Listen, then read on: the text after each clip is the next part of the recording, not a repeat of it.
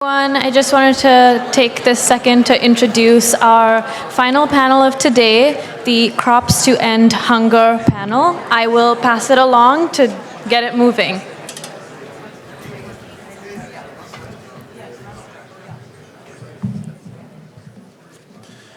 Okay, thanks for your time today. We're going to talk about Crop to End Hunger, and we're going to launch a major initiative. I will say a few words, and then I'll be turning to my colleagues and introducing the panel in a moment when we get to the panel part of the discussion.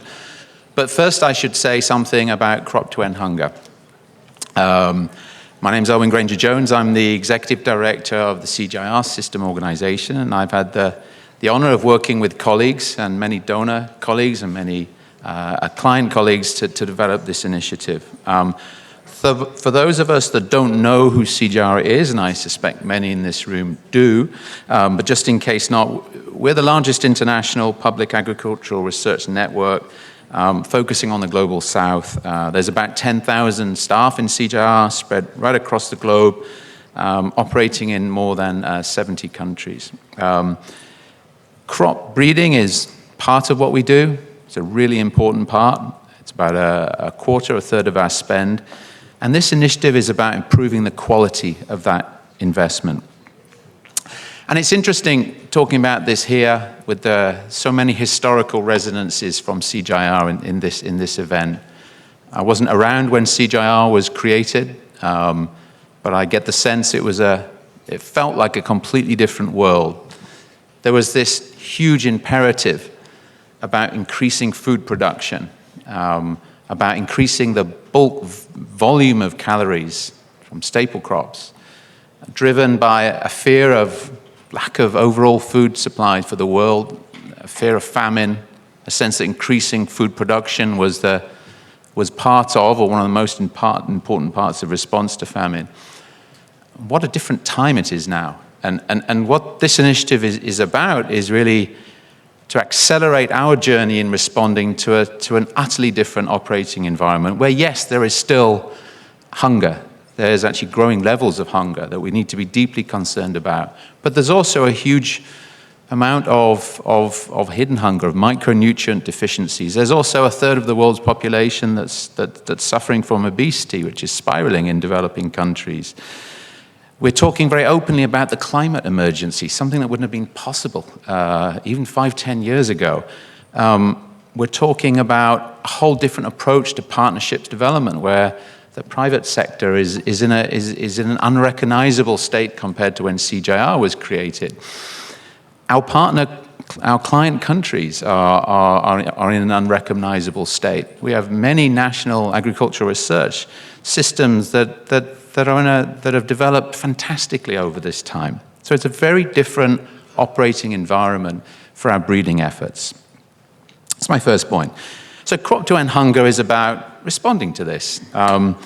It's responding to this really important part of our work. And as I said, it's only one part of what we do. There's a whole bunch of other work around soil science, around climate resilient tools, about crop insurance, you name it. There's so many things we're doing that relate and build off our work on crop development, including the gene banks, this tremendous asset that we've got on behalf of the globe.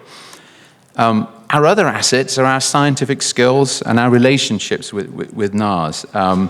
We just launched an annual performance report which talks about what we achieved just last year. To give you a flavor of what we're doing already on breeding, we made 417 improved varieties available for use last year. That includes elite maize varieties, green super rice varieties, improved potato varieties, improved wheat and durum wheat, innovative varieties of groundnut, sorghum, pearl millet, biofortified varieties of bean, pearl millet, wheat and maize, and some wonderful examples of the work we're doing on AflaSafe, essentially allowing the production of maize and groundnut with safe aflatoxin levels. Great data from the impact this has had in Nigeria, 11.5% more productivity than regular maize, and some really good stuff on cassava, where we actually did some DNA fingerprinting that showed that 2/3 of cassava growers in Nigeria were using improved varieties, and some good economic analysis around what that did to improve productivity and poverty levels. But we can do a lot better to respond to the things I said at the beginning, our changing operating environment. So what this initiative is about a rapid acceleration and modernization of our breeding cycles. We need to rapidly accelerate those. Many varieties are the same as what was used 20, 30, 40 years ago, particularly in Africa. And we need to speed that up to be able, as one part of the armory, to build climate resilience. And what better place to launch this initiative than this event? Many CGIAR scientists have won the World Food Prize in the past, so this is a great place to talk about what we can do in the future. A bunch of funders helped put this together. USAID played a leading role, Bill and Melinda Gates Foundation, equally, and many others, UK, DFID, the German, BMZ, and Australia. What is it in essence? It's about modernizing the plant breeding process to make it truly demand-led, so that the varieties get taken up, they're valued by farmers, and intrinsic within them that we are breeding for multiple traits. Essentially, we want more nutritious varieties, more resilient varieties, more productive varieties, and varieties that are attractive to farmers in terms of taste, smell, etc. And that product profiling and being part of a more developed seed system, which is a whole extra part of our work that we could have another session on just to talk about that itself, is really important. So there's a whole bunch of technical stuff around this initiative too, around mechanization and digitization of phenotyping and data collection systems, and of course better demand creation and dissemination, which is hugely important. So I'll stop there, and perhaps just make one last point. This initiative actually galvanized and is part of a bigger change going on in CGIAR right now. There is a discussion taking place about how we can be one CGIAR, how we can have a unified mission, unified governance, and really remove so many of the institutional boundaries that are increasingly holding us back, where we need institutions that aren't necessarily organized around one specific crop or one specific part of the environmental agenda. So if we're going to provide integrated solutions to our partners, we need to integrate ourselves. So there's a set of recommendations being developed behind the concept of one CGIAR, and those will come to our system council next month. And if they're agreed, that will be the biggest change in our history that's really essentially entwined in this initiative, amongst other things. So I will stop there, and I have the pleasure of introducing my close colleague, Rodger Voorhies. Rodger is the president of the Global Growth and Opportunity, part of the Bill and Melinda Gates Foundation. And while he's walking up, let me just say a huge thank you for the work of Bill Gates in the Global Commission on Adaptation, which called for a doubling of investment in agricultural research. That's not just to CGIAR, but also to our NARS. A real recognition that as part of the climate solution, we need more innovation and more investment. So over to you, Rodger. And I should say, Rodger, unfortunately, had a prior engagement immediately after this, so we were lucky to have you here for the opening bit. Thanks. Thanks very much. Thanks, Elwyn. I'll just say a couple of minutes of words and then turn it over to the panel, who I really think are going to add a lot to our understanding both of crops to end hunger, but the importance of breeding and how that really drives changes in the lives of farmers around the world, and especially smallholder farmers. But let me start off just by congratulating Simon and getting to be on a panel today with this year's winner of the World Food Prize. And on behalf of the whole Bill and Melinda Gates Foundation, we are thrilled at the work you've done to change the lives of millions of farmers around the world. So thank you very much for...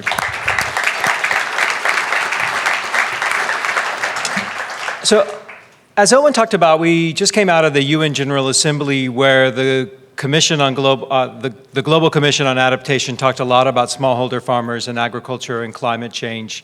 And so I'm just going to talk a little bit about why climate change is something that not only affects us all, as we heard on the last panel, but that low-income people around the world are already experiencing many of the impacts and are most susceptible to the consequences of the changing climate, both in poverty impacts and yield impacts, and as the climate warms, more unpredictable in their livelihoods as they move forward. And to solve this problem will take a collective effort to address the negative impact of climate change on developing country, and one that starts where we believe that making agriculture systems more resilient. Because what we believe really strongly in the Bill and Melinda Gates Foundation is almost no one has come out of poverty without agriculture being at the center of that. And unless we have an economy that drives the economic and social mobility for smallholder farmers, we won't build a resilient economy and we won't see low-income people come out of poverty around the world. And at the Bill and Melinda Gates Foundation, we believe that the most effective way to drive resilience for smallholder farmers in a changing climate is through innovation. And we focus a lot on agricultural innovation because that's how food production steadily progressed over the last century. We believe climate-related agriculture research should have particularly strong focus on developing improved crop varieties that can handle more stressful conditions and that many farmers need to boost productivity. And quality seeds are at the center of that. And therefore, we believe that investment in new seed productivity, new seed systems, and making sure it understands what the micronutrient impact of that is going to be important, especially for women. We've encountered this consistently around the world of the role of seeds and the role of ag development in our work in agriculture, and it particularly has shown out in smallholder farmers. But smallholder farmers increasingly are going to need new varieties that can handle heat, or flooding, or drought, new pests and diseases that are emerging, and we're going to need new resilience for both biotic and abiotic stresses. And unless we anchor into these adaptive changes to seed production and varietal development, we actually are going to leave low-income farmers behind at a point when they need to improve productivity. We've seen that smallholder farmers, or rather in general by 2050, we need to increase ag productivity by as much as 50%. But for in sub-Saharan Africa, that means a 3 times growth in productivity, and in South Asia, that means a 2-time growth. And we think one of the best investments to get there is in the CGIAR system. The CGIAR is critical for this work, and the Foundation is proud to support the crop breeding efforts of the CGIAR system. And last month in New York, my boss, Bill Gates, announced that the global community needs to double its investment in the CG system and overall double its investment in research and development on smallholder farmer crops that matter. He also announced that the foundation itself is pledging $310 million over the next 3 years to the CG system and will be increasingly support CGIAR's shared agenda to tackle climate change, food productivity, and developing world resilience and sustainability. An important part of that commitment is our support for both crop-specific breeding and system-wide initiatives to improve the effectiveness of the breeding system with new tools like molecular markers, making them accessible and affordable to CGIAR breeding programs, and of course to their NARS partners. Our distinguished panel will illustrate that Crops to End Hunger is a unique initiative for the coordination of these critical research programs, as well as an important model for aligning the donors and the private sector for modernization of crop breeding across the entire world. This innovative platform just demonstrates how the CGIAR can manage research on a large scale and connect it to delivery mechanisms that actually reach low-income and smallholder farmers around the world. The Foundation is enthusiastic about its initiative and its potential to increase the impact of CGIAR research on the lives of smallholder farmers, and we're excited about the alignment of donors, and we're excited about the particular program and the announcement around Crops to End Hunger, and, as we heard from Elwyn a few minutes ago, the One CGIAR to modernize the system to deliver for what the world needs today, while keeping what it had to all the progress that it's made in the last 50 years. Crops to End Hunger is an important example of this evolution, and it's a great partnership for us and a great partnership with many people on the panel, and so thank you very much, and thanks for allowing me to step out since I got double booked, and I'll look forward to being with you for the rest of the week. Thank you.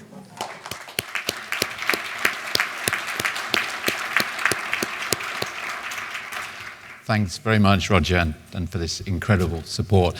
We have an amazing panel. I want to second Rodger, Simon, in congratulating you, and it's a real honor to learn from you today. So I think everyone knows Simon, Dr. Simon Groot, the founder of East West Seed, and of course, the Laureate. We also have Dr. Neal Gutterson, who is the Chief Technology Officer of Corteva Agriscience. Welcome, Neal. Then we have Felister Makini, the Deputy Director General of Crops and the Crop Division of KALRO, Kenya. So really looking forward to hearing from you, the key client in all of this, so one of the many clients, but a key one.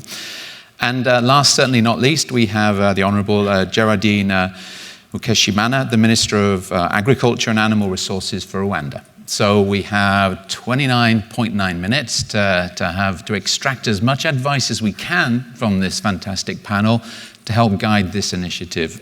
So you've heard a bit about it. Perhaps we can start the discussion. And of course, we want to start with you, Simon.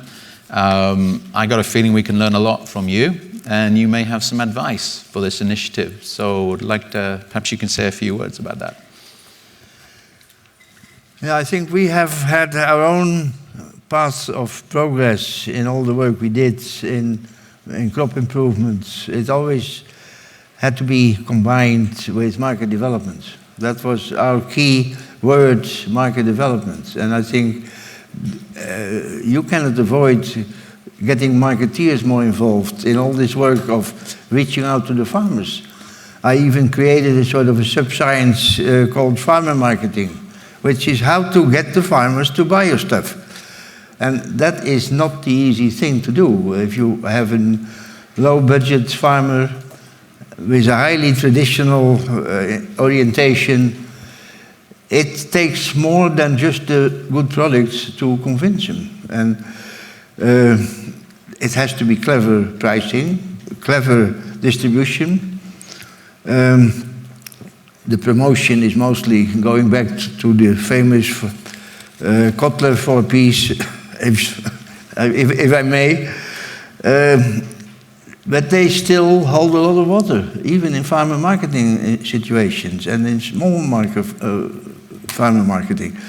I think that's been the key to success. We developed that situation with a sequence of events. We train product development support people who are the first step in getting the final farmer blessing on anything new to enter the market. We even are now running what we call a PDS, which is our acronym for Product Development Support in India, where we train ourselves about 10, 12 candidates each cycle from different countries, including now more and more Africans, because that's where this whole process of getting them to understand varieties and varietal potential is still a very new concept. So that is one of our key elements, and then we follow up with a clever way of introducing the approved products, farmer-approved products into the market. And well, that will take me way beyond my allotted time if I wanted to go into the details. But I think that is the real one of our key elements. Next to that, we do the knowledge transfer, where we also add a technical training component for certain groups of farmers, where we feel that this specific training in slightly sophisticated crops can provide additional benefits to the use of those seeds. And I think that's another feature that we have developed The problem is most of these things have to be done country by country. They are very often country-specific, culture-specific, and you cannot just generalize this in a global system. And you need local teams who know the land themselves and who first need to be fully trained in handling this kind of work. So that's more or less what I can say now. It's the way you put it, it sounds so obvious that this is the right approach, and yet here we are talking about an urgent need to do that across the international system. So clearly there must be some challenges involved in doing this, or it would have happened already. I just, we have a bit more time, and later, you know, what were the obstacles you faced in doing this, and wonder how many of those might relate to our effort to do this with partners? Well, I lived when I started out, I was a simple seedsman, and I thought, well, we'll just make better seeds, like building a better mousetrap, and the world will be to pass through your doorway, but it didn't happen. And so we had to find out where were the obstacles, and that's what we found out the hard way, country by country, and the hardest was the first time, that was in the Philippines. And where farmers were extremely reluctant to go in for seeds at a reasonable cost. That was the main thing. Of course, we had some hybrids, not everything was hybrid, but on the hybrids, we developed the hybrid seeds or quality seed multiplier, and that was the multiple of the seeds value that farmers had to spend on it. And the higher the quality seed multiplier, the faster was the acceptance. There was a clear correlation. If we would reach the level of 25, 30 times on the quality seed multiplier, the farmer acceptance was faster. So that was a clear correlation. And that, I think, is a useful concept, the quality seed multiplier. And I think in seed marketing, that might be a useful tool even. So I had to do my own little analysis of where the obstacles were and how we could best overcome them. Simon, I'll resist the temptation to ask you more because I need to let you bring your colleagues in. Well, I wish we had another hour. Neal, obviously a key partner in this initiative. It would be great to hear more from you on how you see your role, but also on the broader question of how the world has changed in terms of where the private sector is now, and where are the niches and gaps where we still need an international agricultural public funded system. So please, over to you. Well, I can start by reassuring you we certainly need a very active public system to help deliver value to farmers around the world. And it's a great pleasure to be speaking on behalf of Corteva as a partner with the CG for many, many years now, going back to our legacy companies of Dow and Pioneer and DuPont and the years before. So first of all, we're really enthusiastic about the Crops to End Hunger initiative. You know, breeding is a foundation of what we do, but we've evolved from thinking about, let's just say, just the new varieties that we deliver to farming systems, right? And the improved farming systems and the solutions that we can deliver as a company. And I think this is the same evolution in many ways that we've seen at the CG, to move from, you know, breeding was everything maybe 30 or 40 years ago, but today it's about how we improve the livelihoods of farmers through farming systems. Having said that, of course, the right varieties adapted to those right systems are critical. We've been fortunate at Corteva to have a pretty large footprint, and therefore to be able to invest in technology at the very cutting edge, right? Whether that's markers or genomics and all the tools that we have at our disposal.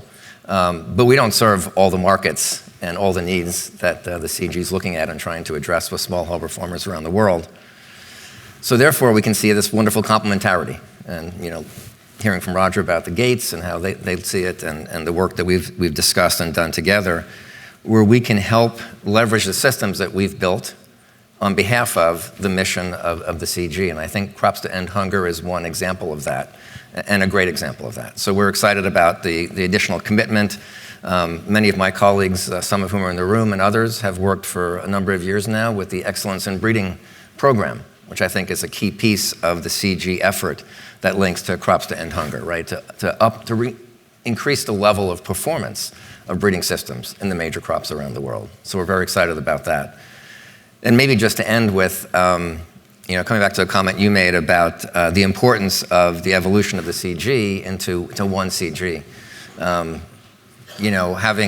Having watched the CG, being on the CIMMYT board for 6 years, just until recently, the centers have such common goals and purposes, but to bring them together into one sort of group with one purpose that can leverage all the tools that the system has, I think, is a phenomenal opportunity. And as you know, it was a year ago we had these first conversations about it, put in place an MOU between Corteva and the CG just earlier this year. And I think the importance of that is it was an MOU with the CG. It wasn't with CIMMYT or IRRI. We have many bilateral, let's just call them, relationships with individual centers. But I think the opportunity to partner with the CG itself for initiatives like Crops to End Hunger and working on climate adaptation and climate mitigation. I mean, these are things that we can do together, bring some of the technologies that we and other companies are working on to serve the needs that really the CG still has to pay attention to in a big way today. Thanks, Neal, and we really value this partnership. It is amazing to hear, if I could just comment, one of the world's major agri-food companies talking about climate-positive agriculture. That's a step change from where we might have been 20 years ago or even 10. On that note, and apologies to the audience if your CEO was asked the same question half an hour ago because I wasn't listening to that. Where do you see the role of breeding in the broader context of climate-positive agriculture? What contribution do you see that playing alongside these broader efforts that are needed? I think one of the beauties about where we sit today as Corteva and where maybe the one CG is that we can think about the many tools we can bring to bear on addressing issues like climate change. And we've had, I think Jim probably mentioned the work we did yesterday in a convening with CEO level group, and we had discussions earlier today with you and some of the science folks in the CG and some of our scientists. Clearly breeding plays an important role. Right? I mean, if we're looking at improving varieties to, say, do a better job of sequestering carbon, that's going to come from better varieties and how they're then deployed in the field, right? So there's no question that breeding broadly writ will have an important role there. And I think it's a range of tools for modern breeding. So, if you try to solve everything in breeding, maybe you solve nothing because you're trying to solve too many problems at one time. One of the beauties about some of the modern tools we have, like genome editing, is we can go at and maybe solve a problem like carbon sequestration across a wide range of crops and let the breeders focus on, delivering improved genetic gain, improved yield, improved resilience, that then can be packaged up with, say, carbon sequestration. So I think it's an amazing time in terms of the tools we have at our disposal to accelerate the power of breeding to deliver on the needs of a true climate-positive agriculture.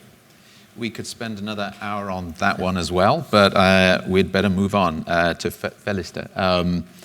Look, you're one of the key clients, as I said. A lot of this work is designed, getting back to Simon's point about making it country-specific or even more local-specific within regions in a country. I mean, do you want to say something about how this kind of initiative could be helpful to you? What kind of operating realities do you face? How does this initiative resonate with your experience of working with CGIAR and breeding programs globally? So let's hear a bit from you. Okay, thank you for that question.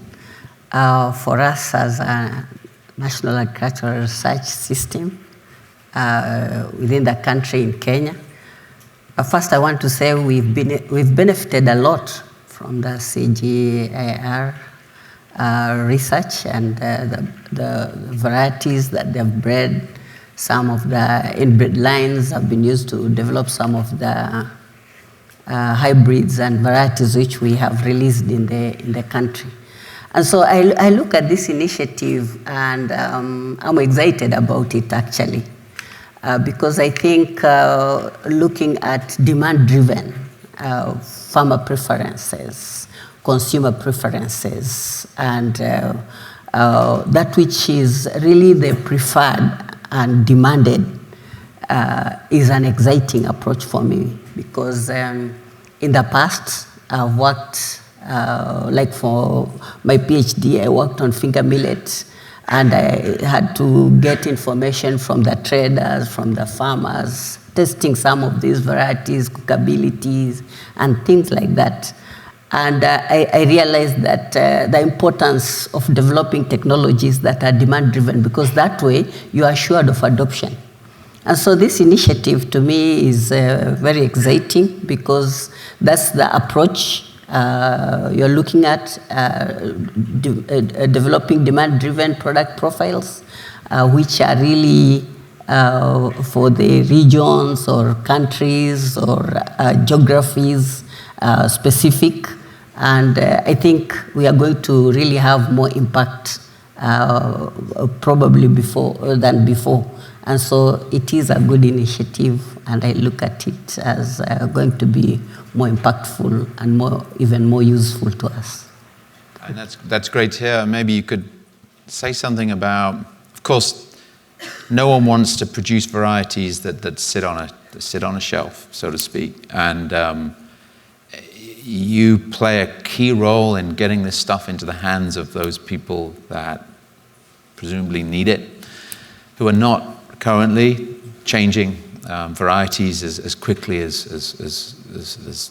they presumably need to. So could you say something about how the system in which the varietal development takes place, how you're trying to improve that in your operating environment? And maybe it was just in last month at the AGRF, where we were talking about the power of digital, the potential power of digital, where you see digitization as having potential to strengthen the ability of particularly smallholder farmers to access information on what kind of varieties they could be using. As KALRO, Kenya Agricultural and Livestock Research Organization, we've really embraced digitalization in a great way. And in fact, if you go to the Play Store and Google KALRO, you'll find several apps which KALRO has developed for different commodities, different crops, livestock, and so forth. And so we see digitalization also as a tool that is going to reach several farmers, because as you know, in Kenya, almost 80% of the population is having some kind of a mobile phone. At least in every family, they'll have a mobile phone owned by one of the family members, so they can be able to access the information. In fact, even now, we are also piloting the Kenya Agricultural Observatory platform, which we also believe that we can link weather forecasts with the agronomic advisories to enable farmers to make some decisions on what to grow at what time, in which season, and so forth. This is still pilot. We've only done it in two regions. And so digitalization is going to be very important going forward. Of course, involvement of the extension actors is also very, very key. And in this initiative, involving those as well is going to be very important, because I think that's where the link has been a bit weak in terms of getting those who are taking out the technologies, the varieties out, have not been so strong. And so it will be important to also involve that aspect as well. This is a bit of a tangent, but it's just so interesting to hear from you. I recall a discussion recently where I was getting excited about digital technologies being, the extension services we've always dreamed of, but couldn't quite put together.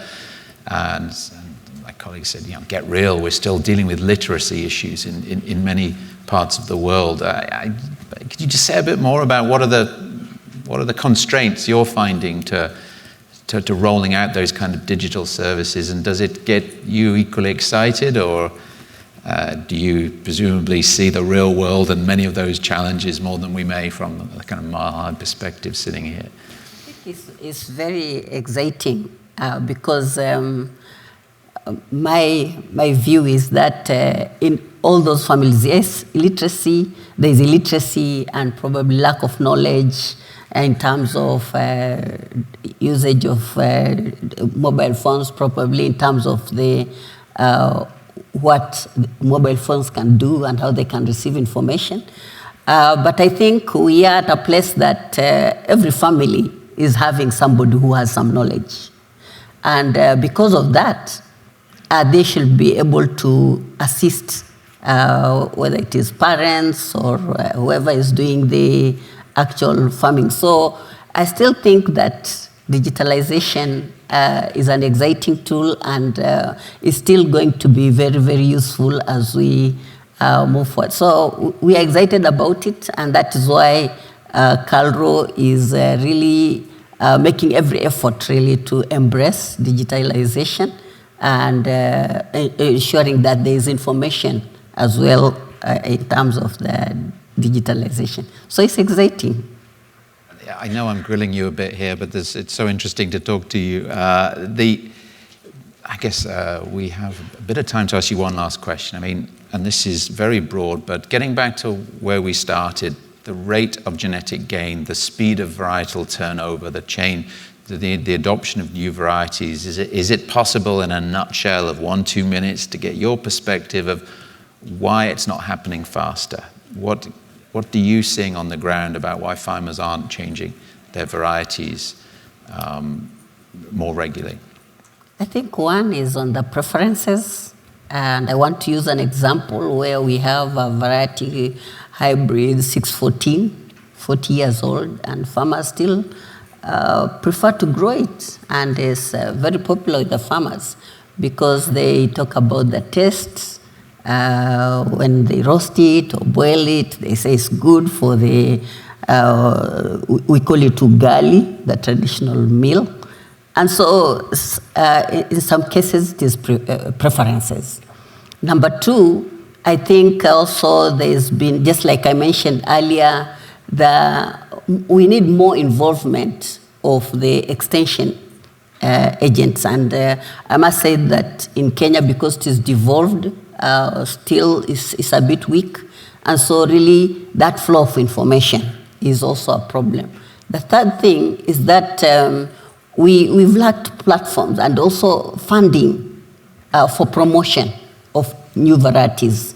So because the seed companies want to make money, so they don't want to get really into new varieties which are not known by the farmers to begin selling them. So if where they are being developed, there could be some funding and efforts really to scale out and promote these varieties so that they are known by the farmers to adopt them, then seed companies are likely to license those varieties and to multiply them. So I see that that could be some of the things that are causing this lack of adoption. I will not ask you another question because that would be unfair, but we could spend another hour on that one too. Last but certainly not least, Gerardine, I'd love to hear from you about this initiative because you have an incredible vantage point of leading agriculture modernization in a country where 50% of the population is employed in some way in agricultural enterprises. You've got really ambitious targets in your strategy for innovation and extension, with real and specific emphasis on improved varieties and breeds. So I'd love to hear from you, your reflections on this discussion so far.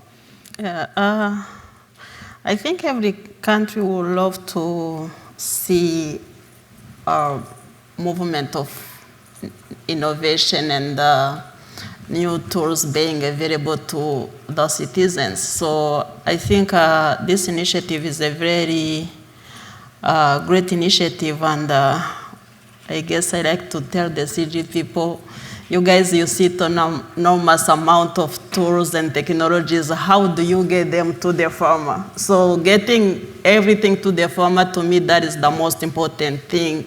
And if we could start there, make sure that they are using the technologies, and then we go back, we do the back work to make sure that the flow keeps moving. I think that is the most important thing. But again, this is I think an exciting time for the CG system to be thinking a new way of they are doing business, because I mean the climate change is a challenge that is like unpredictable. We don't even know what is ahead, and it's difficult to know what you do to make sure that you are responding to it. So to me, there is really a need of moving things through very quickly, because I think we used to take 10 years to breed one variety of potato or maize, and with the speed of the climate change, I don't think that we can afford to do that anymore. So we need to know how to do things quickly, but so many things simultaneously. That's what I see it. But if you go back to our small-scale farmers that we like to be talking about, there are so many things that are also needing to be done right. Even agronomy, if we could do the agronomy the right way, I think the technologies on the shelf can do some progress. But the most thing that I like about the initiative is, I guess it's inclusivity of the stakeholders, because you were asking why the farmers are not taking the varieties. Probably they don't have a market for it. Like now agriculture in our world is changing, and if a farmer doesn't have the value in a market or cannot market what he's doing, he may not growing. But also the consumer, he's also changing very quickly. So having all of this complexity of stakeholders, I think this is going to be a challenge for the initiative, and I think it's important that we take the CG system as a brain bank to us as a countries. We say this is a brain bank that you can go there and shop what can be used. But to me, the most critical thing, how do you sit with our own science people and make sure that your brain is transmitted to them so that they can do things efficiently and well? Because at the end of the day, these countries are going to be developed, or the agriculture in the countries is done by the national scientists, the national farmers. So I don't expect that the CG by itself can come and do things, but that is that nurturing and making sure that we are transferring the capacity to a massive number of people so that they can do the transformation. It is needed. Otherwise, if it's not transferred to a sizable number of people who can have impact at the field, still will be where we used to be, I think, 50 years ago. Thank you. And thanks so much for that. And couldn't agree more on the point on agronomy as well. I mean, the key point, and a lot of the anxiety when we first started talking about this initiative was, are we retreating back to the 1960s to sort of traditional old-style breeding, and haven't we moved on from that? And the whole point of this discussion was to move on from it, but also to see it in the broader context of a sort of critical and urgent need to think about the landscape it's providing. Anyway, I want to hear from you, more not me talk. I mean, could you say a bit more about how your strategy that's so well articulated in your strategic plan for agricultural transformation, how you're helping smallholder farmers innovate better and help them? Can you give us, just relating a bit to Felister's point, I mean, can you say a bit more about the reality, their reality, and how we can help them? I think where they're operating from is very different from what many people be thinking of, because for them, they face real world challenges on a daily basis. So if we are talking about drought, they are the ones to face it. If we are talking about diseases and pests. They are the ones to face it. So I think for us, our job is to make sure that we are breeding or doing research that is responding to those specific needs. And most of the time I feel like we are not doing it enough and quick enough, because we set up the strategic plans and we have a wish list. You want to breed drought-tolerant crops. You want to have brown streak resistant cassava. You have to do that, but most of the time there is no super variety. It doesn't happen in the world, and I don't think that we are going to have it even if we have the tools to do it. So helping them is just also listening, knowing what are their challenges, what do they wish to have, and then you go back, you do your research, and then you can come back with the solutions. And I think for this time, there are so much tools that are available that were not there long ago, and if we coordinate well, I think we can get there. Thank you so much, Gerardine. We've run out of time. There's a symmetry to the way where they ended, because we actually came full circle back to Simon's point about working with the market and looking at real demand. So what a great way to end. I want to thank our wonderful panel, and as I said, an honor to have the laureate on our panel, Simon. Let's thank Simon, Neal, Felister, and Gerardine. Thank you.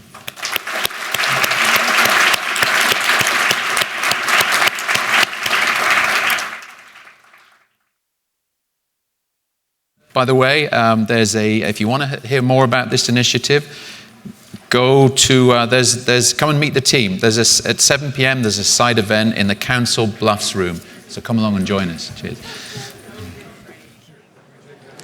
Thank you.